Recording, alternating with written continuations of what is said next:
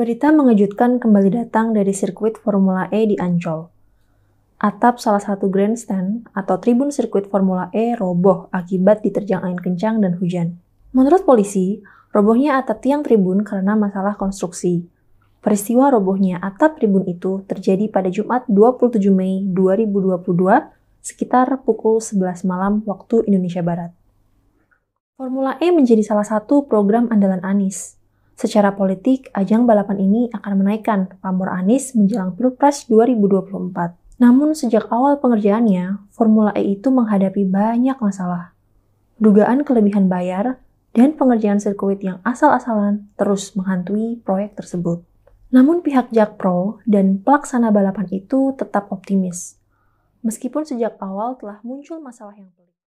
Saat itu wilayah Ancol dan sekitarnya diguyur hujan deras. Sebelumnya, pihak pengelola sirkuit Formula E menyebut pembangunan atap tribun itu telah selesai. Namun persoalan teknis konstruksi membuat atap tribun roboh ketika diterjang hujan. Terkait kejadian tersebut, polisi akan menemui kontraktor yang bertanggung jawab atas pembangunan atap tribun tersebut.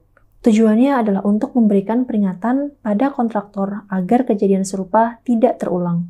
Sejauh ini polisi menilai kejadian ini murni lantaran kelalaian konstruksi. Jika dugaan itu benar, maka harus ada pihak yang mesti bertanggung jawab. Pengerjaan sirkuit Formula E sangat cepat, bahkan terkesan dipaksakan. Padahal kesiapan sirkuit balap itu harus dipersiapkan secara matang. Jika ada kesalahan perhitungan sedikit saja, maka akan membahayakan banyak orang. Keselamatan penonton dipertaruhkan dalam ajang balapan tersebut. Jangan sampai penonton jadi korban kesalahan konstruksi. Acara ini akan diliput oleh media dari banyak negara. Nama Indonesia akan sangat buruk jika nanti pagelaran balapan itu berlangsung kacau karena konstruksinya kurang persiapan. Apalagi jika sampai jatuh korban. Netizen menyikapi robohnya atap sirkuit Formula E itu dengan cemas. Mereka khawatir peristiwa yang sama akan terulang. Mengingat kawasan Ancol itu ada di pinggir laut, dan wilayah ini memang jadi langganan terpaan angin kencang. Apalagi pembalap Formula E dikabarkan tidak akan melakukan tes lintasan secara fisik.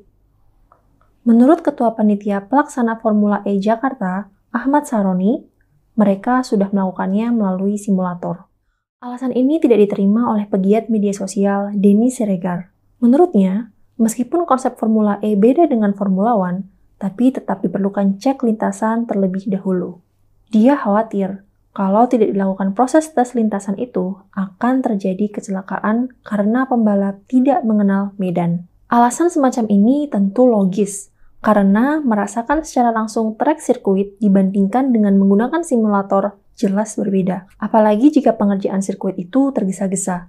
Bisa jadi bagian sirkuit yang dianggap telah selesai malah mengalami kendala saat balapan dilakukan. Robohnya atap tribun penonton itu merupakan pelajaran yang sangat berharga.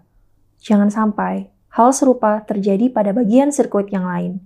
Ini sungguh akan membuat Indonesia diremehkan dan dianggap tak kompeten oleh masyarakat internasional. Formula E memang bermasalah sejak awal, tapi perhelatan itu sudah ada di depan mata. Ayo, kita kawal bersama-sama. Jangan sampai Indonesia dibuat malu oleh